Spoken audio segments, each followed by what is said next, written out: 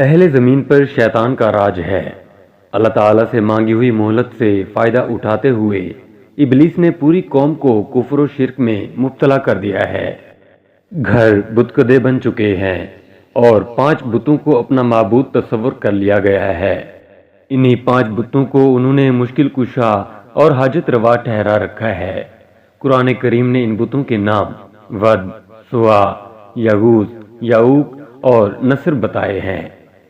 لوگ انبیاء سابقین علیہم السلام یعنی ابو البشر حضرت آدم علیہ السلام، حضرت شیث علیہ السلام اور حضرت ادریس علیہ السلام کی تعلیمات کو یکسر بھلا چکے ہیں۔ حضرت ادریس علیہ السلام نے تو ان کی بڑھتی ہوئی کافرانہ حرکتوں کے سبب ان سے جہاد بھی کیا تھا، جس کا وقتی طور پر فائدہ بھی ہوا اور لوگ واپس دین حق کی جانب پلٹے۔ لیکن اب تو حضرت ادریس علیہ السلام کو بھی وفات پائے سینکڑوں برس گزر چکے ہیں۔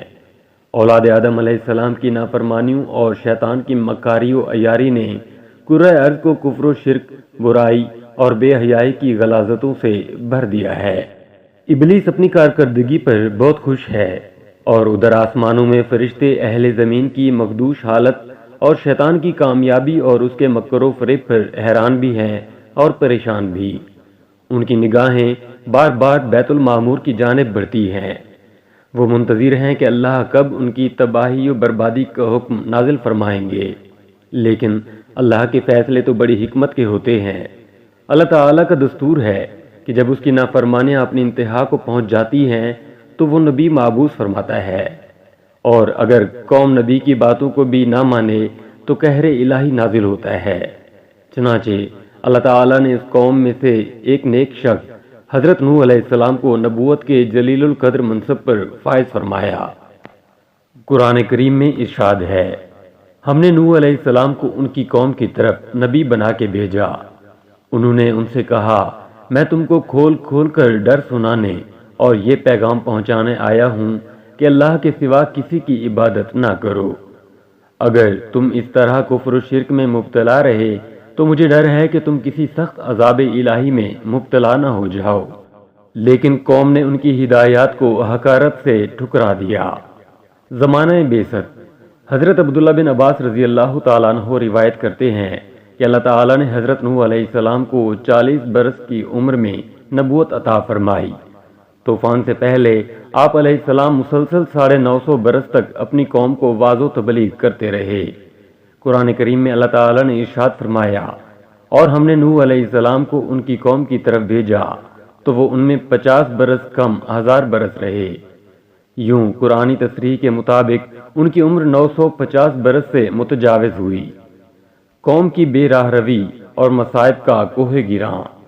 حضرت نوح علیہ السلام طویل عرصے سے ہمہ وقت تبلیغ دین میں مصروف رہنے کے باوجود اپنی قوم کی بے راہ روی پر بڑے دل گرفتہ رہتے۔ ان کی قوم انہیں طرح طرح کی اذیتیں دیتی، ان پر مصائب کے پہاڑ ڈالتی، لیکن وہ صبر کرتے اور ان کے لیے دعائے خیر کرتے رہتے۔ حضرت ابن عباس رضی اللہ تعالیٰ عنہ روایت کرتے ہیں کہ نبی کریم صلی اللہ علیہ وآلہ وسلم نے فرمایا، کسی نبی کو اپنی قوم کے ہاتھوں اتنی تکلیف اور اذیت نہیں پہنچی جتنی حضرت نوح علیہ السلام کو اپنی قوم کے ہاتھوں برداشت کرنی پڑی۔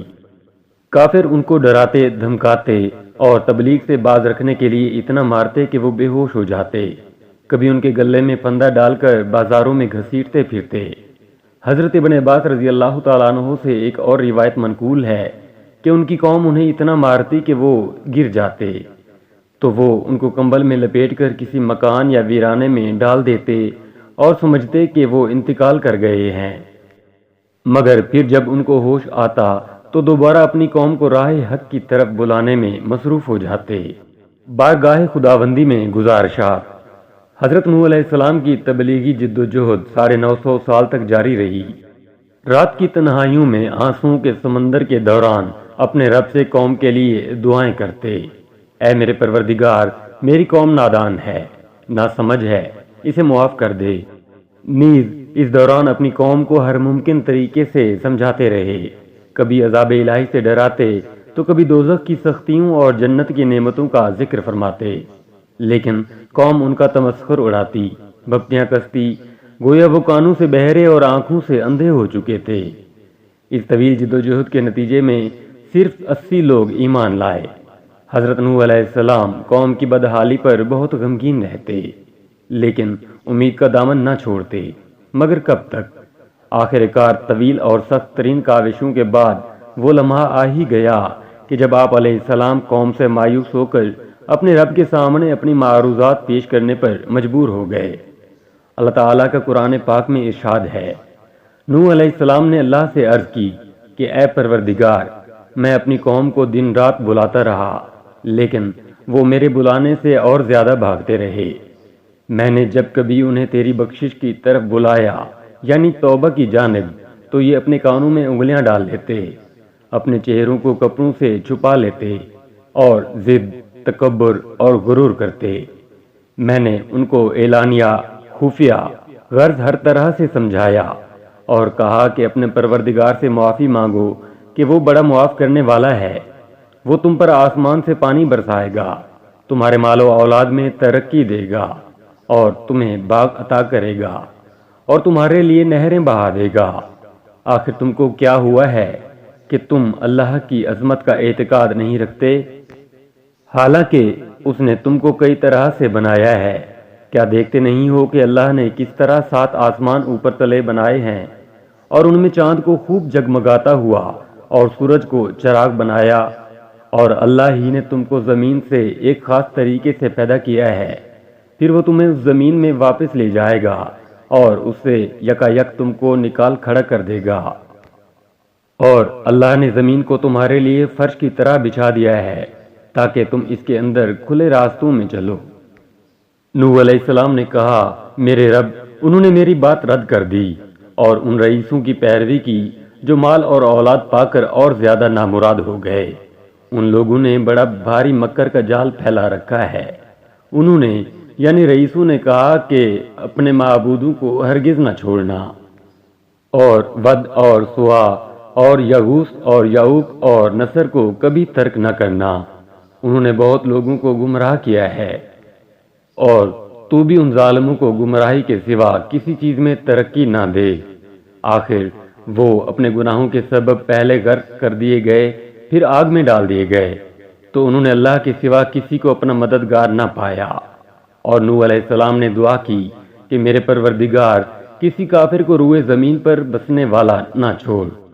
اگر تو نے ان کو چھوڑ دیا تو یہ تیرے بندوں کو گمراہ کریں گے، اور ان کی نسل سے جو بھی پیدا ہوگا وہ بھی بدکار اور سخت کافر ہی ہوگا۔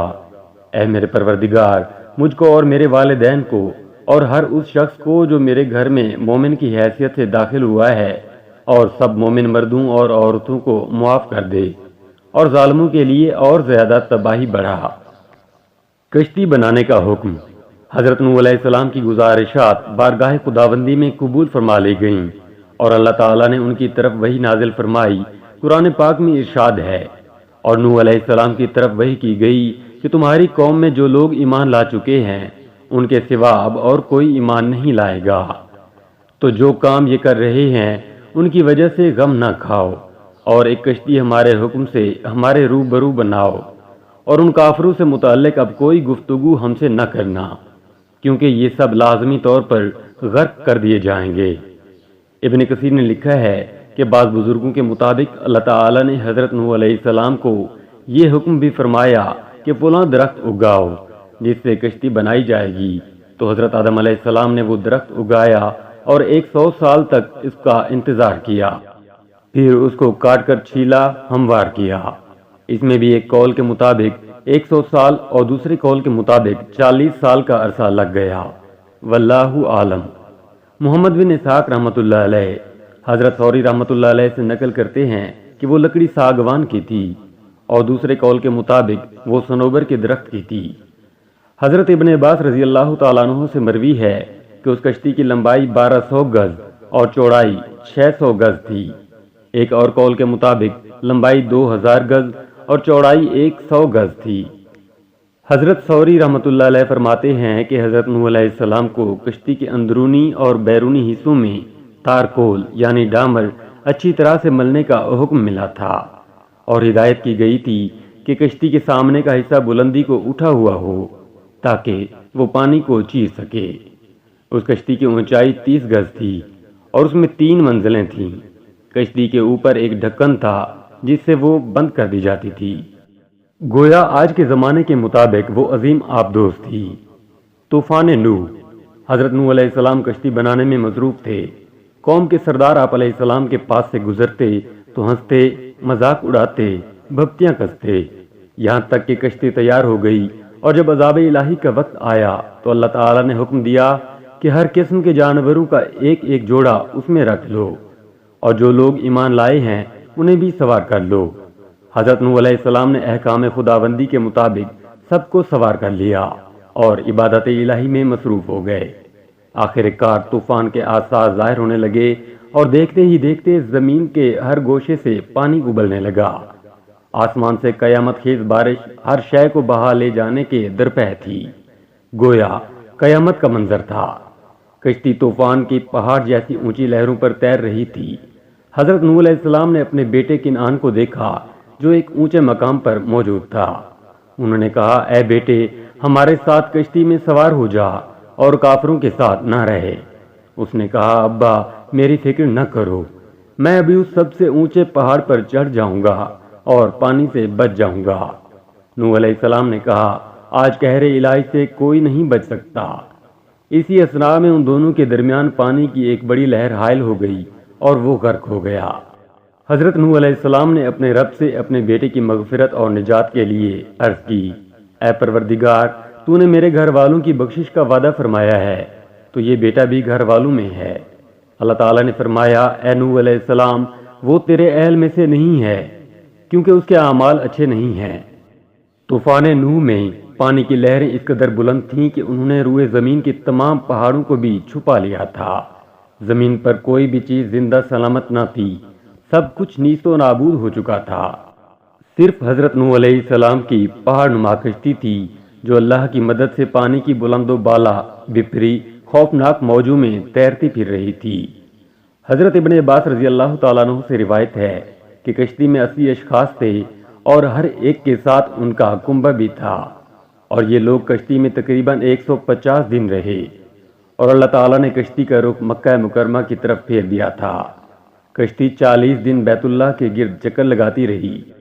اس کے بعد اس کا رخ جبل جودی کی طرف پھیر دیا گیا جہاں وہ ٹھہر گئی۔ پھر حضرت نوح علیہ السلام نے اہل زمین کی خبر لینے کے لیے ایک کوے کو بھیجا۔ کوے نے زمین پر مردار دیکھے تو ان پر جھپٹ پڑا اور تاخیر کی، جس کی وجہ سے کبوتر کو بھیجا۔ کبوتر ایک زیتون کے پتے کو لے کر آیا اور اس کے پاؤں کیچڑ میں لتھڑے ہوئے تھے، جن کو دیکھ کر حضرت نوح علیہ السلام نے اندازہ لگایا کہ زمین خشک ہو چکی ہے۔ حضرت نوح علیہ السلام جودی پہاڑ سے زمین پر اتر آئے اور ایک بستی تعمیر کی جس کا نام سمانین رکھا، یعنی 80 آدمیوں کی بستی۔ اسی دوران ایک مرتبہ صبح کو اٹھے تو ہر آدمی کی زبان بدل چکی تھی، یعنی 80 زبانیں ہو چکی تھیں۔ لوگ ایک دوسرے کی زبان نہیں سمجھ پا رہے تھے تو حضرت نوح علیہ السلام ہر ایک کی ترجمانی فرماتے تھے۔ حضرت قتادہ رحمۃ اللہ علیہ وغیرہ فرماتے ہیں کہ قوم نوح کے یہ افراد محرم الحرام کی 10ویں تاریخ کو کشتی سے باہر آئے۔ قصہ نوح علیہ السلام اور قرآن پاک۔ حضرت نوح علیہ السلام کا قصہ قصص القرآن کے نہایت ایمان افروز واقعات میں سے ایک ہے، جس کی تفصیل سورہ نوح کے علاوہ سورہ الاعراف، سورہ یونس، سورہ ہود، سورہ المومنون، سورہ شعراء، سورہ عنکبوت، سورہ صافات، سورہ القمر میں موجود ہے۔ نیز دیگر صورتوں میں بھی حضرت نوح علیہ السلام کا ذکر ہے۔ سورہ نوح 28 آیات پر مشتمل ہے۔ یہ اسلام کے ابتدائی دور میں نازل ہونے والی صورتوں میں شامل ہے۔ یہ اس دور میں نازل ہوئی کہ جب کفار مکہ کی مخالفت شدت اختیار کر چکی تھی، مسلمانوں پر ظلم و ستم کے پہاڑ توڑے جا رہے تھے۔ چنانچہ اللہ تعالیٰ نے سورہ مبارکہ کو نازل فرما کر ایک طرح سے کفار مکہ کو متنبع فرمایا کہ اگر وہ راہ راست پر نہ آئے تو ان کا انجام بھی وہی ہو سکتا ہے جو قوم نوح کا ہوا۔ آدم ثانی۔ اللہ تعالیٰ نے قوم نوح علیہ السلام کو اس کی نافرمانیوں کے سبب طوفان باد و باران کے ذریعے غرق کر دیا تھا۔ کوئی جاندار شے باقی نہ بچی۔ کشتی میں موجود افراد اور جانوروں کے سوا ہر چیز نیست و نابود ہو چکی تھی۔ پھر اللہ تعالیٰ کے حکم سے آسمان تھم گیا اور پانی خشک ہو گیا۔ پھر اللہ تعالیٰ نے حکم دیا کہ اے نوح علیہ السلام، ہماری طرف سے سلامتی اور برکتوں کے ساتھ جو تم پر اور تمہارے ساتھ کی جماعتوں پر نازل کی گئی ہیں اتر آؤ۔ چنانچہ حضرت نوح علیہ السلام نے ایک نئی بستی بسا کر دنیا کے کاروبار کو ازسر نو جاری و ساری کیا۔ اس لیے آپ علیہ السلام کو آدم ثانی بھی کہا جاتا ہے۔